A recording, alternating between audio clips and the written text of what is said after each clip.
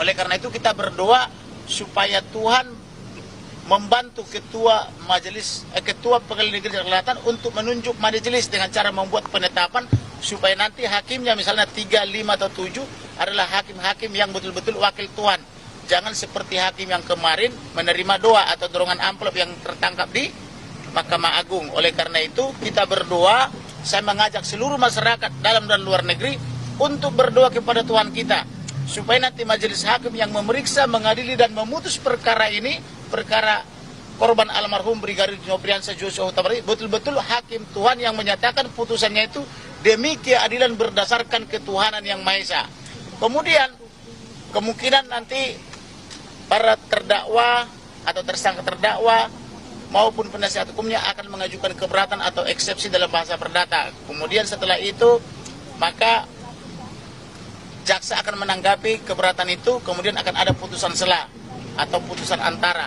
Setelah itu masuklah ke pemeriksaan saksi-saksi. Tentu saya sebagai pelapor akan lebih dulu dimintai keterangan, kemudian ayah dan ibunda daripada almarhum apakah betul memberi kuasa kepada saya dalam menangani perkara ini. Setelah itu masuklah kepada Pera, kepada tantenya almarhum, kepada saksi-saksi lain. Saya siapkan 11 orang. Kemudian nanti para terdakwa ini akan diperiksa secara splitsing atau secara split, yaitu supaya terdakwa yang satu menjadi saksi terhadap terdakwa yang lain dan terdakwa yang lain menjadi saksi terhadap terdakwa yang satu.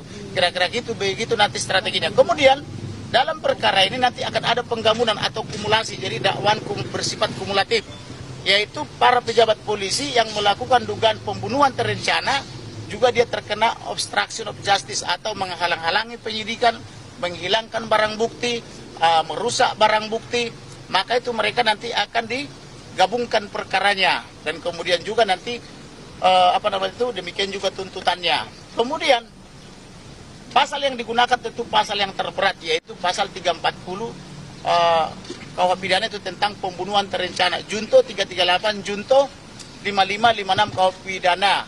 Kemudian kenapa pasal 340? Karena itu pasal terberat, yaitu sesuai dengan fakta-fakta hukum bahwa memang mereka telah melakukan pembunuhan terencana.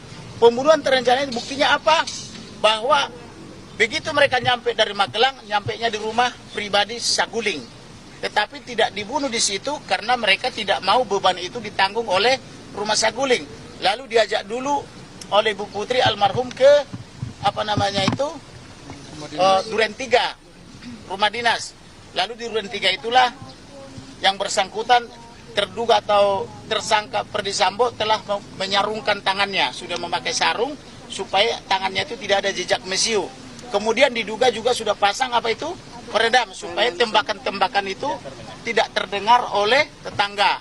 Kemudian sudah dirancang juga bahwa pasca ditembak atau pasca disiksa dan atau ditembak almarhum ini, dia mengambil senjata almarhum untuk menembak sebanyak 7 kali tembok-tembok yang ada di sana supaya terkesan terjadi tembak-menembak yang katanya tembak-menembak tapi meleset. Tapi saya tidak percaya dari awal karena saya punya analisa yang tajam dan banyak teman saya intelijen baik di tentara maupun di kepolisian maupun di BIN. Maka semua saya preteli skenario mereka itu. Bahkan siapa yang merancang skenario itu yaitu staf ahli Kapolri saya kasih tahu. Tentang siapa ketua komisi di DPR yang melobi istana juga saya beritahu. Tentang mereka merusak barang bukti atau melucuti barang bukti, yaitu menggunakan seorang AKP dari Subdit 4 Pidum Polri juga saya kasih tahu. Karena dia tidak mengerti melucuti, lalu dia memanggil temannya, saksi Apung yang melucuti atas suruhan penyidik juga saya kasih tahu. Maka kemarin itu berbicaralah perwira Bariskin Polri. Kami sebenarnya menyidik perkara ini sangat mudah, Bang. Bagaimana sangat mudah? Semua pidato abang atau ocehan abang atau keterangan abang yang ada di semua media, itu aja kami kumpulkan sudah terang. Dan ketika kami verifikasi, benar semua katanya. Walaupun ada orang yang melaporkan saya menyebar hoax ke Bariskin Polri. Tetapi penyidik senior yang sudah menjelang pensiun dari Pidum Polri, dia memuji saya dan mengatakan semua yang saya katakan di media, yang dicatat dan dipublikasi oleh rekan-rekan media, semuanya benar katanya, dibenarkan. Jadi mereka mengungkap perkara ini dari situ. Jadi oleh karena itu saya sangat berterima kasih dan sangat bangga kepada media yang terus mempublikasi berita tentang pembunuhan terencana ini. Tujuannya apa? supaya Indonesia terbebas dari praktik-praktik mafia. Karena sekarang ini mafia-mafia itu telah mencengkeram pejabat-pejabat kita antar lembaga negara. Maka supaya Indonesia ini tidak selamanya berada di tangan mafia, mari rebut kepolisian dari tangan mafia. Setuju? Ya, itu kira-kira. Nah, di sini hadir itu saya, mamanya almarhum Brigadir Joshua. Beliau ini belum pernah bicara ke media. Saya hadirkan untuk menjelang persidangan. Di tengah-tengah hadir ini, kalau bahasa Batak sebenarnya Nemboro atau putri saya bapaknya. Ini putri saya, sangat cantik sekali. Kemudian di sebelah kanan saya hadir ayahandanya, yaitu Pak Samuel Huta Barat. Gara-gara beliau nih kemarin kelelahan katanya mengikuti perkara ini, mengikuti beritanya. Dia bilangnya kayak gasing. Akhirnya muncul hoax di media mengatakan Kamarudin Simanjuntak menyerah. Saya tidak menyerah dan beliau sebenarnya tidak menyerah juga, tapi kelelahan. Nah, kemudian hadir juga itu saya yang luar biasa, Irma Huta Barat, yang juga mengorbankan segala sesuatu buat menangani perkara ini.